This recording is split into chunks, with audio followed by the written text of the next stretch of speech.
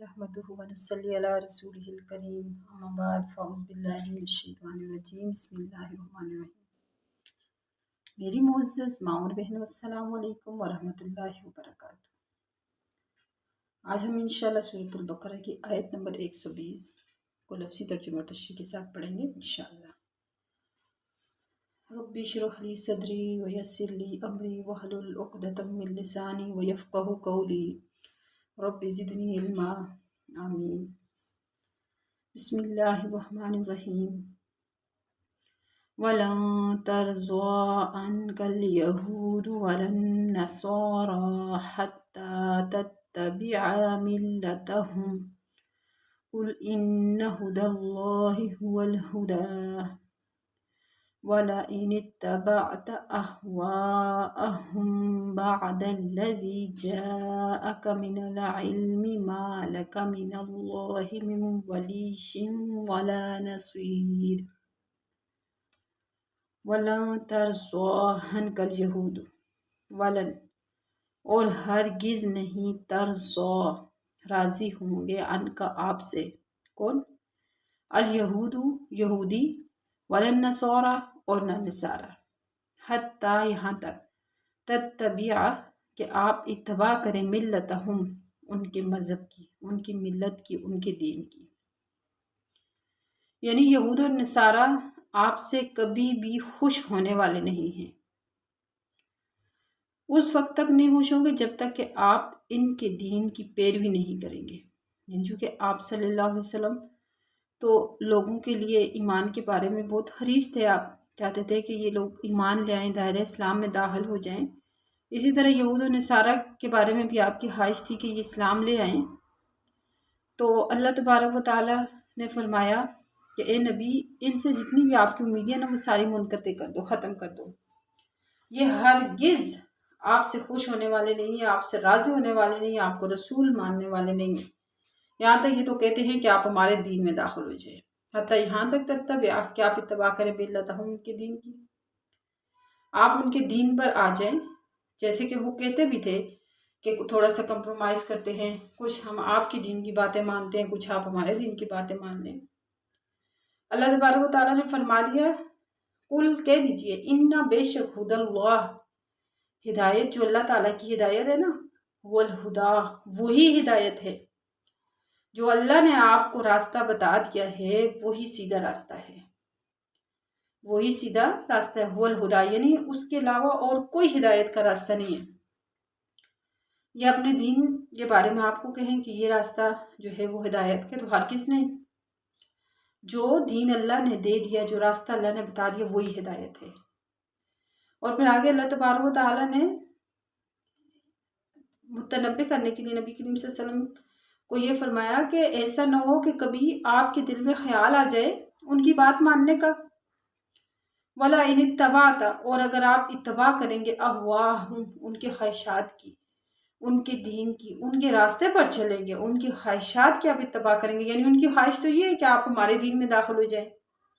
और अगर आपने ऐसा कर लिया, बादल्लज़ी बाद उसकी जाका कि आया आपके पास, मिनल इल्म इल्म, आपके पास इल्म आने के बाद भी अगर आपने उनकी मिल्लत की इत्तबा करने की सोची, माला का तो नहीं है आपके लिए, मिनल्लाहि अल्लाह की तरफ से, मिन वलिय्यिन कोई हिमायती वाला, नसीर ना कोई मददगार। ये इशारा है उम्मत को, यानी जो कोई मुसलमान होकर कुरान समझकर दीन से फिरेगा तो उसे कोई अजाब से न छुड़ा सकेगा। नाउज़ुबिल्लाह, नबी करीम सल्लल्लाहु अलैहि वसल्लम से तो इस तरह की कतई उम्मीद नहीं लगाई जा सकती कि आप अपने दीन को छोड़कर उनके दीन की तबाह करें। तो ये उनके ज़रिए से उम्मत मुहम्मदिया को समझाया जा रहा है कि आपको सब कुछ क्लियर बता चुके हैं कि भाई कौन सा रास्ता हिदायत का है, कौन सी किताब सच्ची है, कौन सी शरीयत सच्ची है। उसके बावजूद, उसके बाद भी अगर आप उनके दीन की तबाह करेंगे ना, तो फिर अल्लाह की तरफ से कोई वली, तुम्हारा कोई मददगार नहीं होगा। आज मुसलमानों ने अपने दीन को छोड़कर कितनी ही ऐसी रस्म रवाज हैं जो उन्होंने यहूद और नसारा की अपना ली हैं, और फिर उनकी रसूमात को अपनाने के बाद भी फिर हम उम्मीद रखें कि अल्लाह ताला हमारा वली और मददगार होगा। अल्लाह ने तो कुरान में साफ बता दिया, जो उनकी तबाह करने वाला होगा, उनके दीन में जाने वाला, उसकी तरफ से अल्लाह کہ اس کو اللہ کی طرف سے کوئی مدد نہیں ملنے والی، یعنی اللہ اس کا ولی اور حمایتی ہرگز نہیں ہوگا۔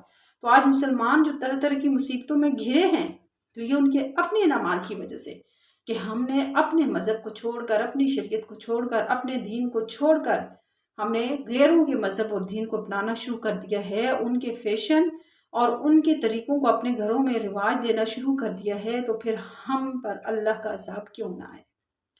پھر اللہ ہمارا حمایتی اور مددگار کیوں ہو؟ تو یہ یہاں پر یہ نہیں کہ نبی کریم صلی اللہ علیہ وسلم کو اس وقت جو ہے وہ اللہ تبارک و تعالیٰ نے بطور ڈانٹ یہ فرمایا ہے کہ آپ ہرگز ان کے خواہشات کی اتباع نہ کیجیے، نعوذ باللہ، ایسا نہیں ہو سکتا کہ نبی کریم صلی اللہ علیہ وسلم اپنا دین واضح آ جانے کے بعد بھی ان کے دین کی اتباع کریں۔ ان کے ذریعے سے ہمیں سمجھایا جا رہا ہے، امت محمدیہ کو سمجھایا جا رہا ہے کہ تم لوگوں کے پاس کتاب بھی آ گئی، نبی بھی آ گئے، شریعت بھی آ گئی، سب کچھ آ گئی، اس کے باوجود اگر تم اتباع کرو گے تو ما لک من اللہ من ولی ولا نصیر، تو نہیں ہے کوئی بھی تمہیں اللہ سے بچانے والا، یعنی اللہ کی طرف سے کوئی تمہیں مدد ملنے والی نہیں ہے۔ تو یہ ایک بہت ہی سوچ اور اس پر غور و فکر کرنے کی یہ جگہ ہے کہ آج ہماری جو حالت ہے وہ کس وجہ سے ہے، تو اللہ کی ناراضگی کیوں ہے کہ اللہ نے جب بتا دیا کہ بھئی جب تم اپنے دین اور اپنی شریعت کو چھوڑ کر دوسروں کے دین اور شریعت کو اپناؤ گے تو پھر میری ناراضگی ہی تم پر آئے گی، میں ہرگز تم سے راضی نہیں ہوں گا کہ میں تمہاری مدد کے لیے آؤں۔ اب مسلمانوں کو شروع میں دیکھ لو، جب ان کا دین، ان کا ایمان پختہ تھا تو کم مسلمان جو ہیں وہ کتنے ہزار کافروں کا مقابلہ کر لیتے تھے، اللہ کی طرف سے فرشتے آ گئے ان کی مدد کے لیے۔ تو یہ کیوں، کس وجہ سے؟ کہ ان کا ایمان مضبوط تھا۔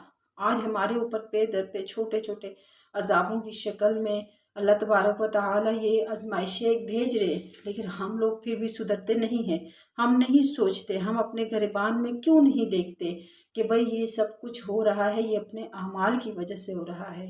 اللہ تبارک و تعالیٰ ہم لوگوں کو غیر کے فیشن، غیر کی رسومات، غیر کے طریقوں کو اپنانے سے بجائے اور ہمیں اپنے دین کی، اپنی ملت کی اتباع کرنے کی توفیق عطا فرمائے۔ وما علینا الا البلاغ۔